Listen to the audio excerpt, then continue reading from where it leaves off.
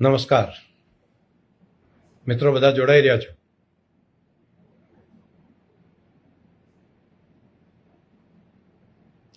શ્યામ રબારી, કરશનભાઈ ચૌધરી, તરુવા, પુરાભાઈ,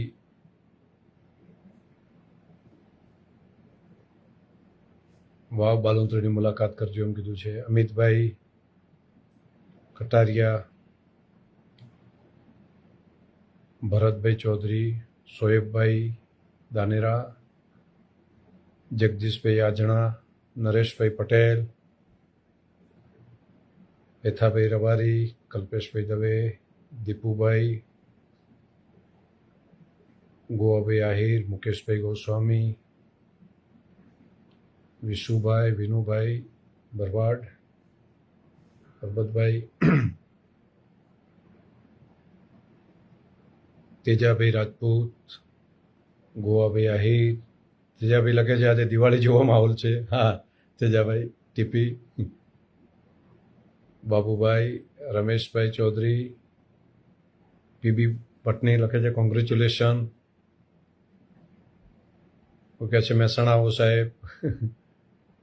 રામ રામ લખે વનરાજભાઈ પટેલ. મિત્રો, મેં આજે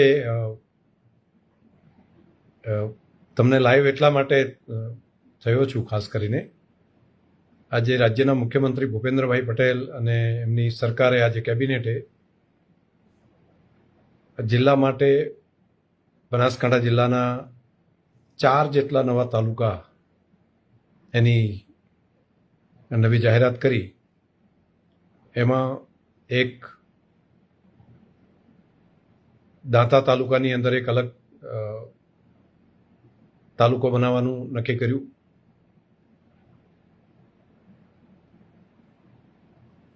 તેવું જ એક કાંકરેજની અંદરથી ઓગળનાથ તાલુકો અલગ કરવાનો નિર્ણય કર્યો.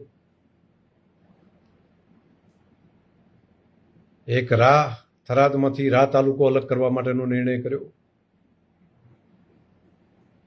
અને એક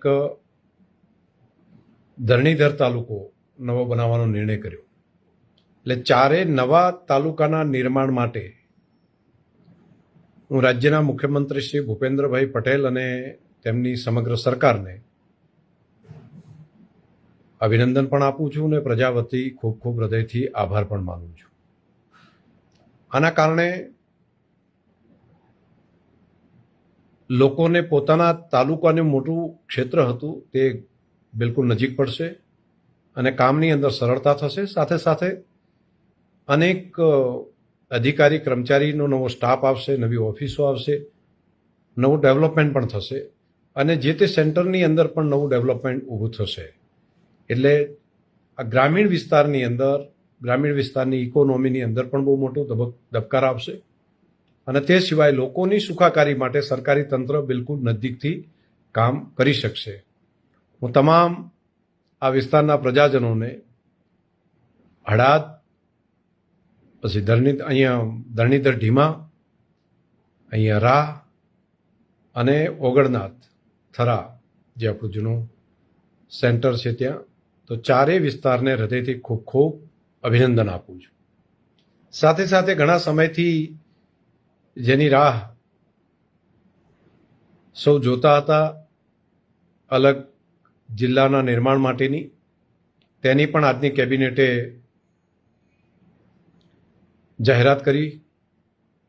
અને મને ભરોસો છે કે દિવાળી પહેલાં નવા જિલ્લાનું જાહેરનામું અને તેની કામ પણ ચાલુ આપણે કરી શકશું.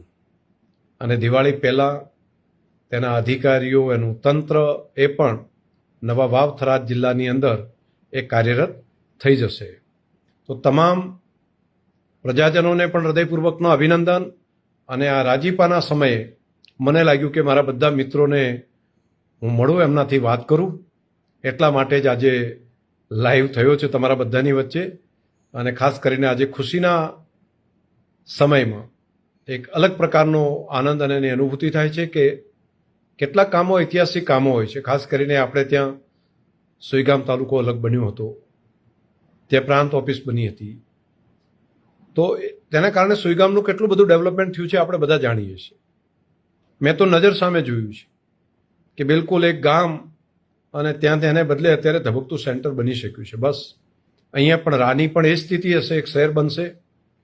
અને મેં પાછું ચૂંટણીના સમયે મારા વિસ્તારના પ્રજાજનોની જે માગણી હતી તેમને એક વચન પણ આપ્યું હતું અને ત્યારે કહ્યું હતું કે આપણો રાહ વિસ્તાર એ રાહ તાલુકો બનશે. અને આજે માનનીય મુખ્યમંત્રીશ્રીએ જે આ વિસ્તારની પ્રજાની જે મનો ઈચ્છા હતી તેને સાકાર કરવાનું કામ કર્યું છે. તે માટે પુનઃ ફરી માનનીય ભૂપેન્દ્રભાઈ પટેલ અને તેમની સમગ્ર સરકારનો હૃદયપૂર્વક ખૂબ ખૂબ આભાર માનું છું. ઘણા બધા મિત્રો કોમેન્ટો પણ કરી રહ્યા છે. ગ્રેટ વર્કિંગ, કોંગ્રેચ્યુલેશન લખે છે દશરથજી ઠાકોર. સાથે દેસાઈ અમિતભાઈ કોંગ્રેચ્યુલેશન આપે છે. ગૌરવભાઈ ચૌધરી કોંગ્રેચ્યુલેશન આપે છે. રઘુરામભાઈ રાવલ એ પણ અભિનંદન આપે છે, ગુડ વર્ક લખે છે. લાલજીભાઈ, અનિલભાઈ રાઠોડ, વિનયભાઈ દેસાઈ, ચૌધરી રમેશ, જય શ્રીમાળી બધા અભિનંદન આપી રહ્યા છે. કમલાભાઈ ઠાકોર, જોરાભાઈ ચૌહાણ બારોટ, કરશનભાઈ જોશી, કિરણભાઈ ચૌધરી, દિનેશભાઈ પટેલ બધા લખે છે ગુડ વર્ક અને કોંગ્રેચ્યુલેશન. LR ઠાકોર, માસુમભાઈ પટેલ, શિવરામભાઈ દેસાઈ, જયેશભાઈ, ભગીરથભાઈ કાક, ચેલા, DK ત્રિવેદી, નિમેશભાઈ પંડ્યા, જયેશભાઈ, નારણભાઈ, દાનાભાઈ પટેલ, ભીખાભાઈ ચૌધરી, અર્જુનભાઈ પટેલ, આ બધા મિત્રો, કુલદીપભાઈ દૈલીવાડા, ભરતભાઈ રબારી, વિષ્ણુભાઈ, હિંમતભાઈ બધા કોંગ્રેચ્યુલેશન આપે છે. પ્રજાપતિ સુરેશભાઈ, દશરથભાઈ, કૃણાલભાઈ સગર બધા અભિનંદન આપી રહ્યા છે. દશરથભાઈ ઝાલા, ઠાકોર પ્રહલાદભાઈ, નવીન પટેલ, સુરેશભાઈ, જેતસિંહભાઈ પટેલ, કમલેશભાઈ ખટાણા, રોહિતભાઈ ચૌધરી, MB ચૌધરી, ચિરાગભાઈ પરમાર, ઠાકોર જયંતિભાઈ, ભરતભાઈ રબારી, NM ચૌધરી, પ્રકાશભાઈ, નવીનભાઈ પટેલ, હરેશભાઈ, પીરાભાઈ સુથાર, સિસોદિયાજી, મોતીભાઈ, રઘુભાઈ પટેલ, નરેશભાઈ, ગોવિંદભાઈ દેસાઈ, સરતનભાઈ દેસાઈ, ચેતુભાઈ ચૌધરી, કેતનભાઈ પટેલ, પ્રકાશભાઈ ઓઝા, સુરેશભાઈ, રમેશભાઈ રાજપૂત, રામાભાઈ રાજપૂત, ગજેન્દ્રભાઈ પટેલ, વણાભાઈ રાજપૂત, દલરામભાઈ પટેલ, વરદાભાઈ, ભરતભાઈ, રમેશભાઈ રાજપૂત,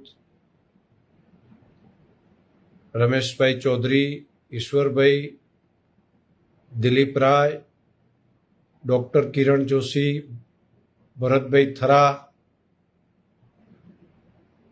દેવરાજભાઈ આહિર, રમેશભાઈ પ્રજાપતિ, અમરતભાઈ ચૌધરી,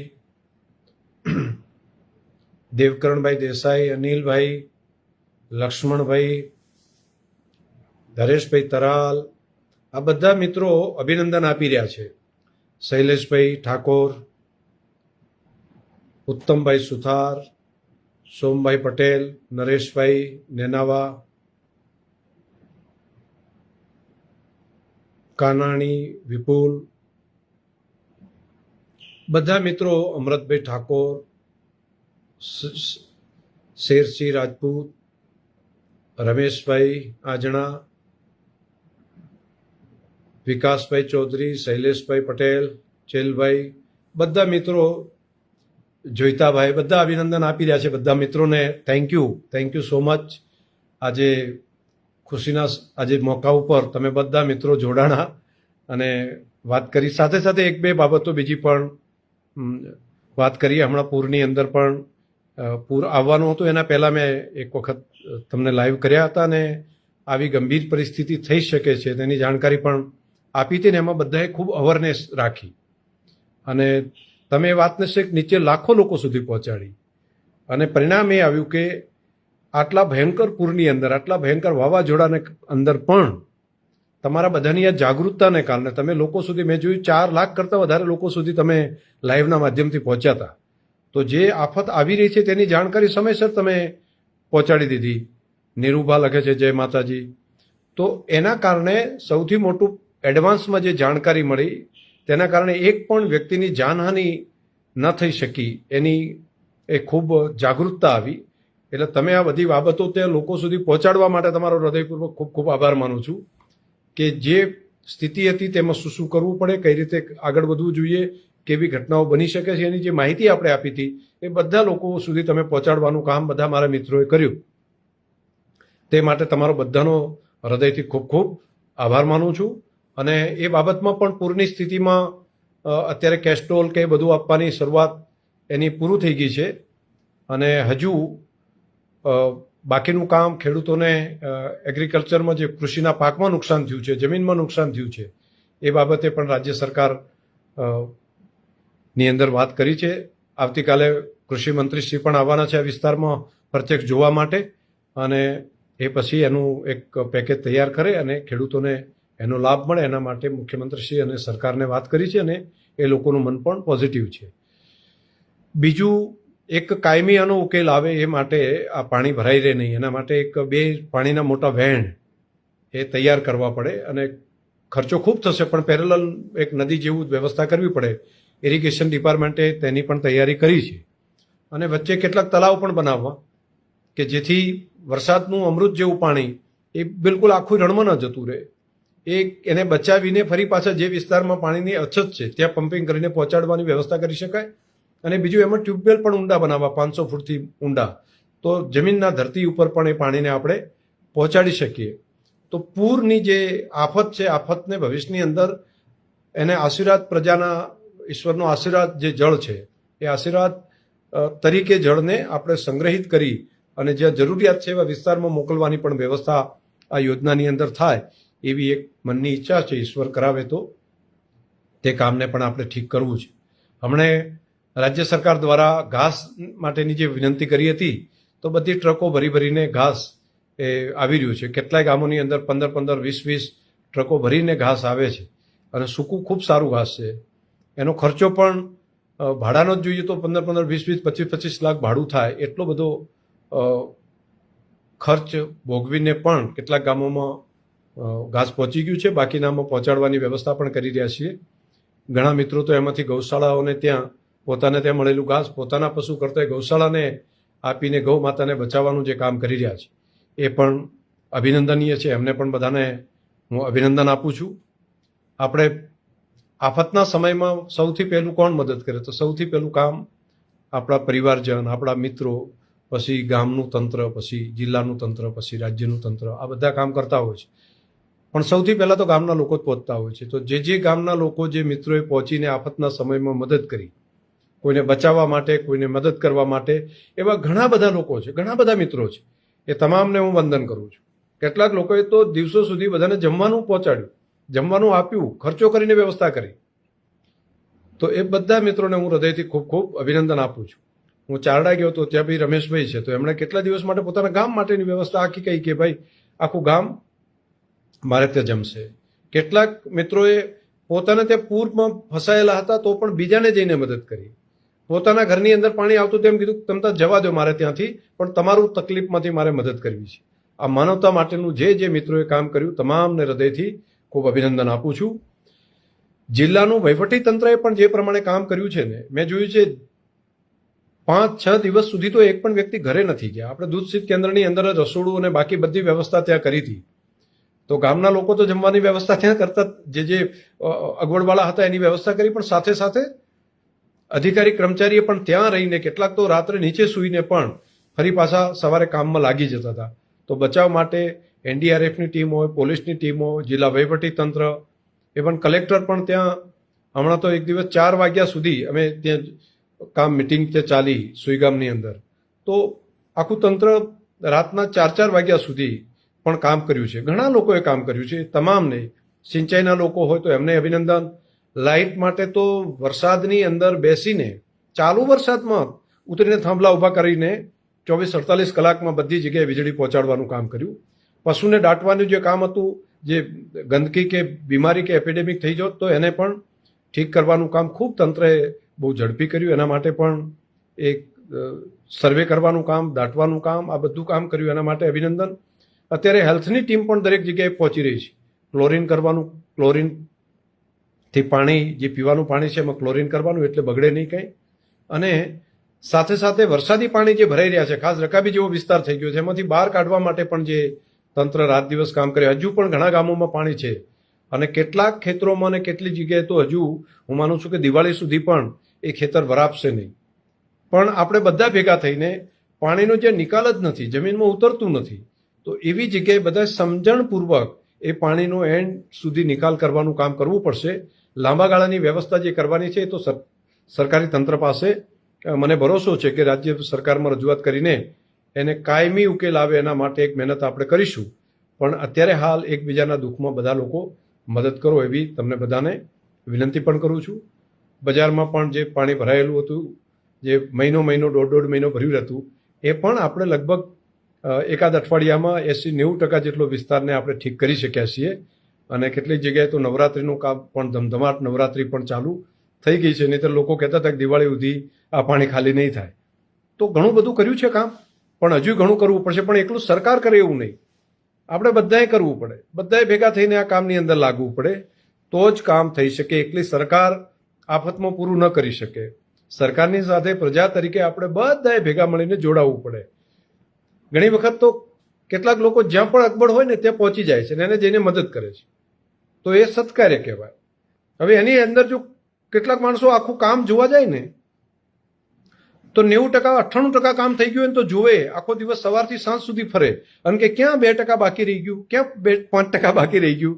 તો એ બાકી રહી ગયું છે ને જોવા માટે આખો દિવસ કાઢે અને ત્યાં જઈને પછી કંઈક જો આ બાકી રહી ગયું છે, આ હજુ નથી થયું.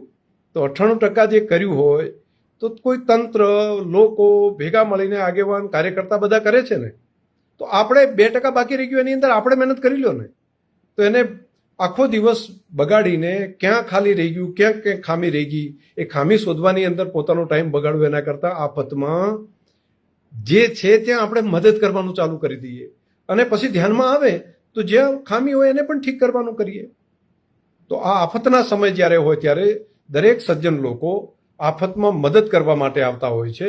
તો આપણે પણ બધા જ ભેગા મળીને આ મદદની અંદર તમામ જે જોડાયા એ તમામ જોડાવાવાળા લોકોને પણ હું હૃદયપૂર્વક ખૂબ ખૂબ અભિનંદન અને ધન્યવાદ કરું છું.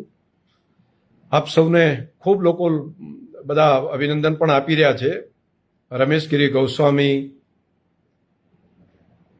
ગોપાલભાઈ,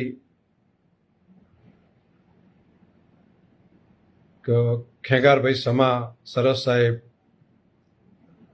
દિનેશભાઈ ચૌધરી, આસ્થા હોસ્પિટલ, રમેશભાઈ ઠાકોર એ લખે છે કે સાહેબ ડેરીની અંદર પણ તમે બિનહરીફથી અભિનંદન. આભાર મિત્રો, તમારા બધાના સહયોગથી, પશુપાલક માતાઓ બહેનોના આશીર્વાદથી આ શક્ય બની શક્યું. બાકી આટલા મોટો જિલ્લો અને આવડું મોટું કામ હોય તો સ્વાભાવિક અનેક લોકોની ઈચ્છા પણ હોય કે ભાઈ આપણે ત્યાં આગળ ચૂંટાઈએ, ડાયરેક્ટર થઈએ, પરંતુ તમામ લોકોએ મોટું મન રાખીને જે નિર્ણય કર્યા એની અંદર બધા લોકો સહયોગી રહ્યા અને બધાએ જે મોટું મન કર્યું એ માટે પણ હું તમામ પશુપાલક માતાઓ બહેનોનો, તમામ નિયામક મંડળનો અને ખાસ કરીને કમિટીના જે સભ્યો છે, ગામે ગામથી બધા લોકો ભેગા થઈને એક કમિટી બનાવે 11 લોકોની, અને કમિટીમાંથી પછી 1 જણ ચેરમેન બને, મંત્રી બને, આવી બધી વ્યવસ્થા. અને એમાંથી એક ઠરાવ કરીને નિયામક મંડળના સભ્ય માટેની ચૂંટણી, એની પ્રક્રિયા લગભગ 1.5-2 મહિના પહેલાં જે થઈ, અને અત્યારે એ બધા સભ્યોએ ભેગા થઈને સર્વાનુમતે જે નિર્ણય કર્યો એના માટે પણ તમારો બધાનો હૃદયથી આભાર.